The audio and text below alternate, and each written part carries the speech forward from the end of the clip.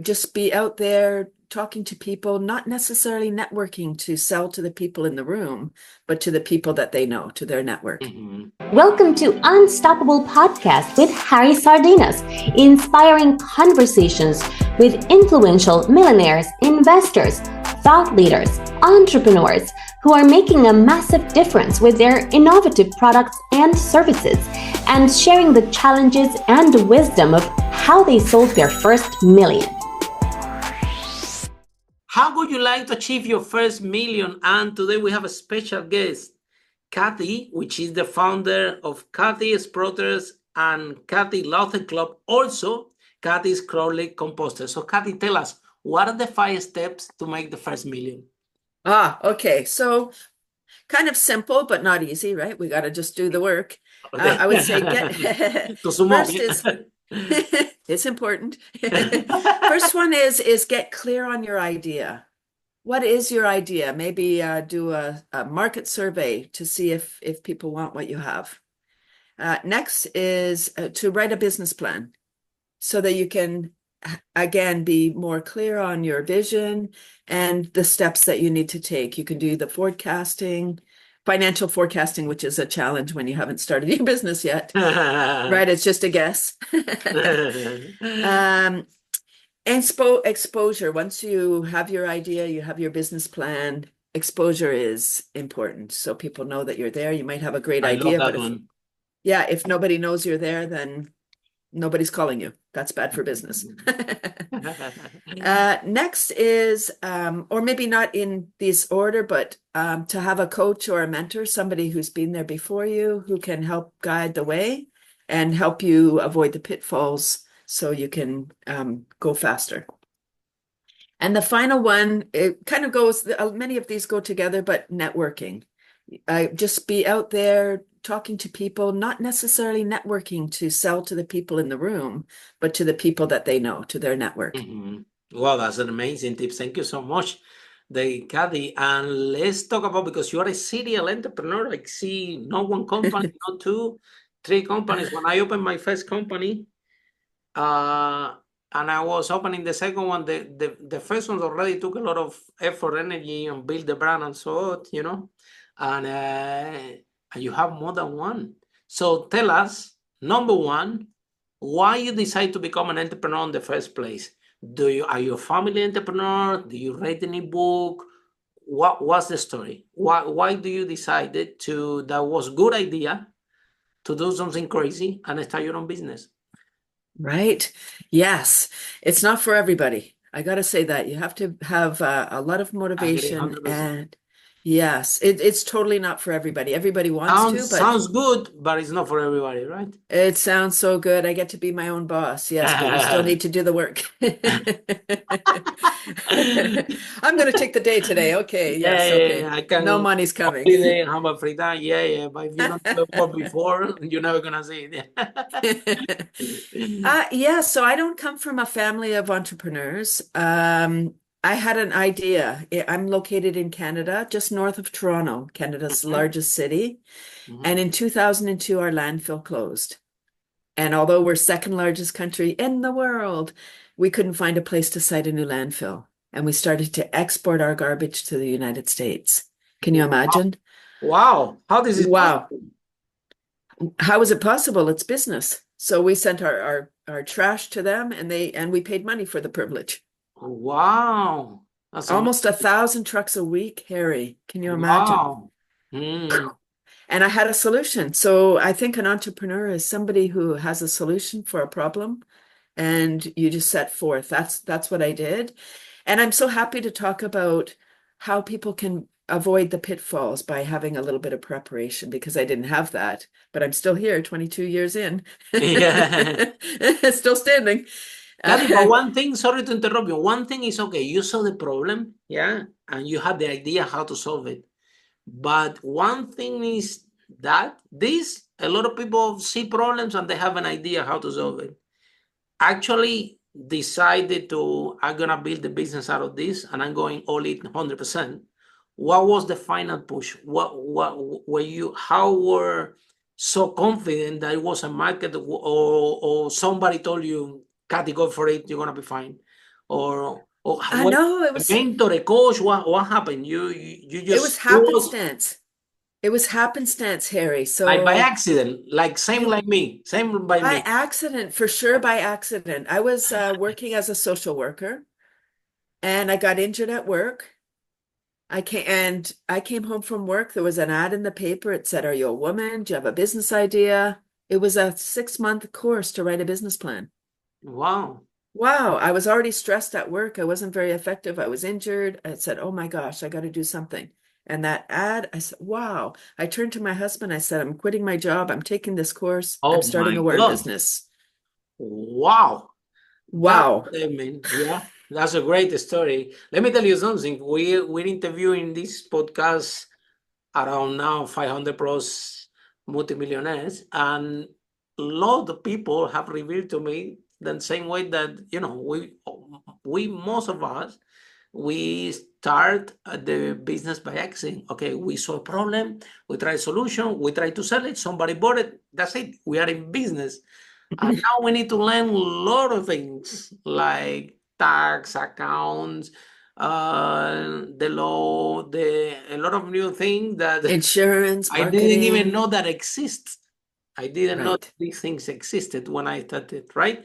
So now let's face it. I got a degree in chemical engineering. So when I studied in Cuba, Havana, so I have a deep understanding how lucrative could be to sort out the waste, and it's actually something that can be very profitable. The challenge is in the division of the waste, as far as I know.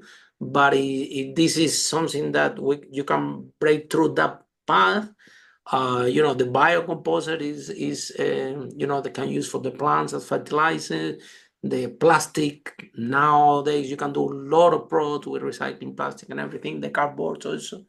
So, tell us a little bit more, what was the solution that you thought? Because there is one thing, the solution that you thought, I'm sure that from the solution that you thought and the solution that you actually apply, it was a long way, because the markets always tell us what they want, yeah? So, but still, how was that journey from the solution that you thought to the final product? And what you did different that people bought into it. I say, okay, I'm gonna hire this company. I think they're doing something different, that I can save some money, right? So Yes. tell us. So I started my business as a waste management tool Mm-hmm. because I wanted to stop all this garbage shipping out of the country. Mm-hmm. I have a psych degree, so I'm fascinated by people and why they do what they do. And I didn't realize that people don't buy what they need, they buy what they want. And they didn't want what I had. They didn't want so this is indoor composting, worms in the house. But why they don't want it? Because it's a lot of value there. You can use it for fertilizer, you can use it for a lot of things. Why do you Yes, want it? they didn't want the worms. They wanted the final product. They wanted the I get it. black gold. I They get didn't it. want to do the process. I get it. I get it. And with a psych degree, so that was fascinating. I talk about exposure. I would have a table wherever I could. I was talking to everybody. Oh, you need to have this. And I have lots of energy, and I knew this was a solution. You need this, but you don't want it. Uh-oh, problem. That's not good business. And I'm animated, I'm high energy, so it was probably fun to watch me. But then they're like, no, I'm definitely not having worms. And what happened, I think, is, if somebody was traumatized as a child after a rainy day or a fishing incident or a sibling chased them with a worm, Absolutely. if something happened with a worm when they were a child, they're not looking to that as a solution as an adult. So that was first problem. They need what I have, but they don't want. Mm-hmm. They don't want to do the process. They don't want worms in the house, but they would love to have the black gold, the fertilizer. Mm-hmm. And so early on, I realized, oh, okay, people don't want what can I do? This is important. And so I started to do school workshops. I started to become a speaker, To to educate. talk about it, to Absolutely. create it. Yes. And so over 75,000 students have seen my presentation so far. Wow, that's impressive. Yes, Wow. so good. And Harry, I can say we make a difference every day. We meet people, we smile at somebody, we say hello, we help them with the door, whatever. Every day we make or we yell at somebody. We make an impact every day. We don't always have the privilege of knowing. I have the privilege of knowing that I've made an impact because I still am exhibiting. And I've had students come up to me who said, wow, Cathy, you were in my grade 3 class. And because we had worms in the classroom, I went to university and now I'm an environmental lawyer. wow. More than once. More than once. Wow. Wow. So good. Very good, Cathy, because sometimes this is, we have to, what we call it, educate the need, right? Because sometimes they don't want it because they don't know that they need it in that form, right? They don't understand. They don't understand it. So a big part of business, is become that speaker, become that communicator that you can educate the need, what we call it. So you talk about the solution. So people start to reflect like, wow, it makes sense what she's saying. I don't like worms, but what she's saying makes sense. And little by little, the audience start to, what we call it, warm up into the idea, right?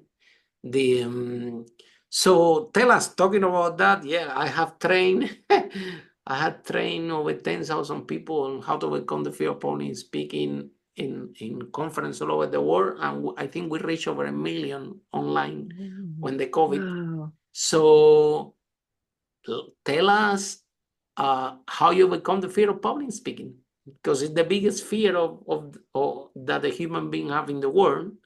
How you overcome the fear? Harry, somehow I didn't have that fear. Wow, that's amazing. Welcome to the club.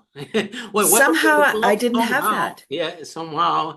Because the first time that I speak in front of 2,000 people, oh my God, when these lights went to my face, I was shaking and I knew they were going to pass the microphone. And before that, I had done tons of conference with 100 people, with 200, with 300.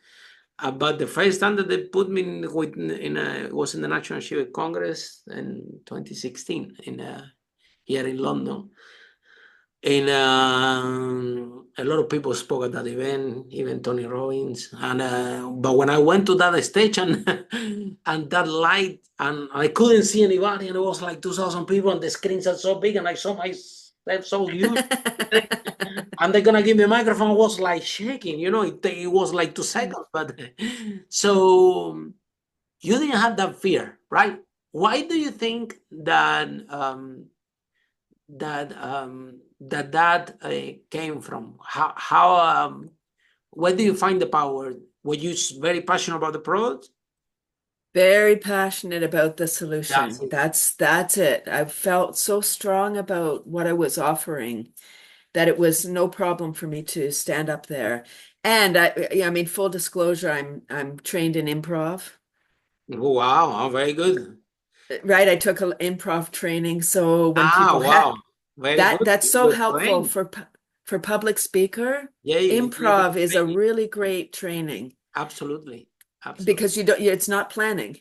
Exactly. You're just you're playing with the other people. They can ask you any question. You have to be able to. In our workshop, speakers at least we do a lot of exercise of improv because of that reason, It just helps. For me, it helps as a speaker get out of my head. If I'm like, you freeze, you're like, oh no, I don't know, where was I don't know what I was saying. You can just go, okay, yes, and let me say the next thing. Follow us for more interviews with world's most influential, audacious entrepreneurs that overcame challenges and adversity, providing you with the blueprint of how they sold their first million so you can grow your business exponentially.